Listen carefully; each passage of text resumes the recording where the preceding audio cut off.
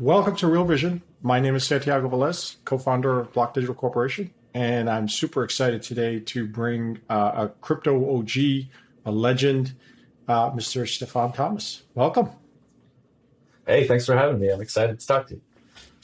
So to me, we're saying off camera, you're like a legend in this space. You've been around for a long time. I think hopefully today you can share some insights about your experience, where we've been and where we're going to go.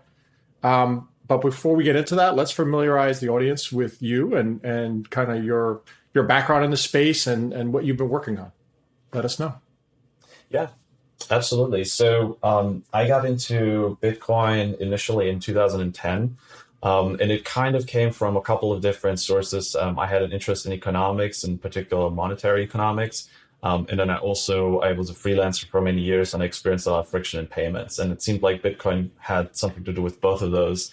And then finally, I'm an engineer. I've been interested in technology my whole life, as long as I can remember. And so some of the technical aspects of Bitcoin also really fascinated me and I wanted to learn more. So that's kind of how I initially got started with Bitcoin. I share a similar journey. I mean, I started in engineering and I started with Bitcoin and went right into Ethereum. And my thinking was shaped very much around single ecosystems.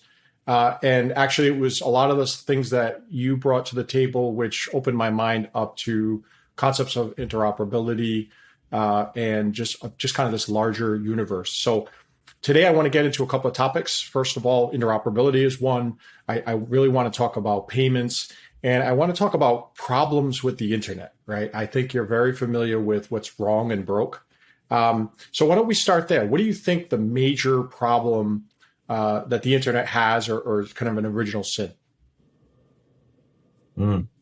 Yeah, so I think it's actually something where like the more mainstream the internet has become, the more some of the worst forces have taken over. And some of the things I'm thinking of is kind of increasing centralization into platforms, where, people have kind of discovered that, most people don't think about the subtle economics of data and things like that. And so you can make a value proposition that might not make sense to everyone if they really thought about it, but the problem is most people don't.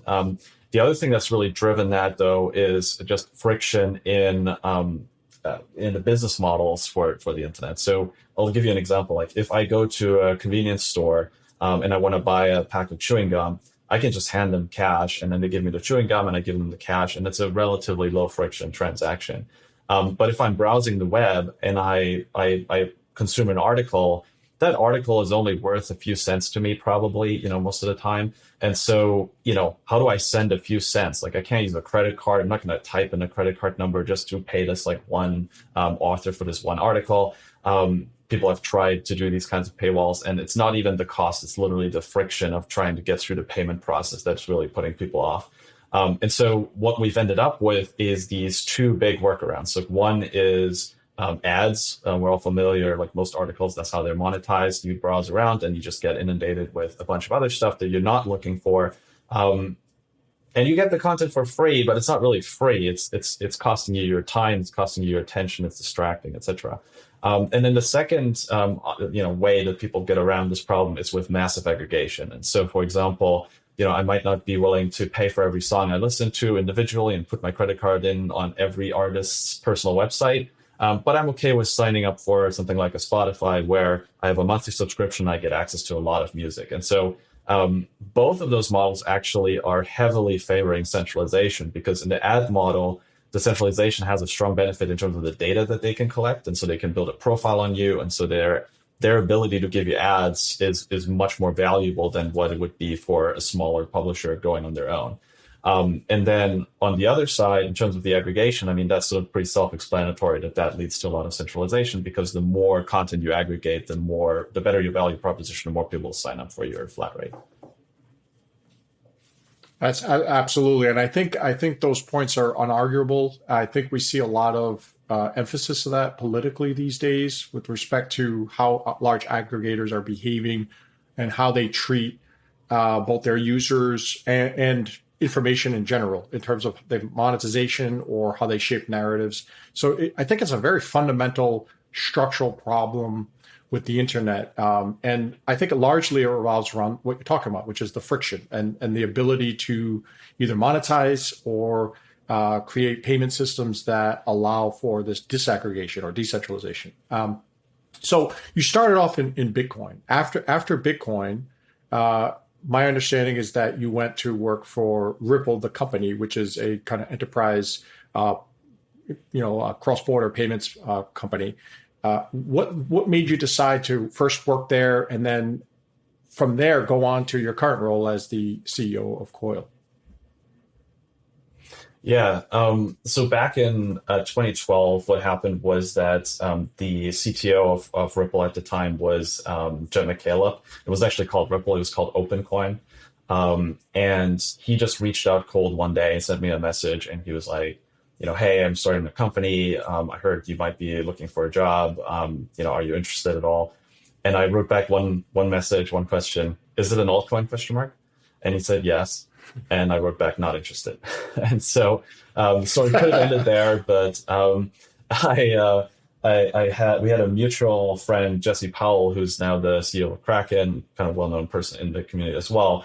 And I had worked for him as a freelancer. He would pay me like $50 an hour to fix up his online forum for trading Diablo 2 items. So a little fun fact of crypto history.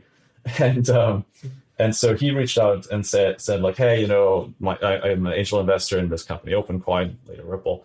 I'd love for you to meet the team, and I think you really like them, and you should give it a chance, And so he basically paid for me to come out to San Francisco, call it a paid vacation. And I got to meet Jed, I got to meet David Schwartz, some of the other co-founders of Ripple, Chris Larson, of course. And I just looked at those folks and I was like, I want to work with these people, and I don't care about the details, but these are some really, really smart, really experienced people. And I feel like I can learn a lot from, working with them. And the other thing that sort of, was impressive to me was, in the Bitcoin community, we had this thing called the hard fork wish list. And I, by virtue of being sort of a Bitcoin advocate and spokesperson at the time, I really wanted Bitcoin to better serve the needs of its average users. Like, people would reach out to me saying like, hey, I tried to accept Bitcoin in my store, but, it took so long to download the blockchain, or, my customers are complaining that they have to convert to this other currency and then convert back, and like all this kind of stuff. And so I was like, there are certain things that would fix those problems. And for a while, I tried to help within the Bitcoin community to kind of update Bitcoin and make those protocol changes. But the problem with that is that, you're obviously talking about a system with a lot of money at stake, a lot of different stakeholders who have different interests, a lot of people who just want to use it as an investment vehicle and don't care about its payments use cases. And so it was always very difficult to make any kind of progress. And I remember one day I printed out the hard fork wish list, and I kind of put time estimates next to each line item. And I came up with 50 years to get to some kind of mainstream, what I considered mainstream viable, And so when I started talking to the Ripple folks, I was kind of impressed that they had already implemented a lot of the things that I thought were necessary. Not all of them, but a lot of them. And I also really liked the consensus mechanism, which we can maybe dive into a little bit today. And so all of those things put together, I decided to take the leap of faith, and I joined Ripple in 2012.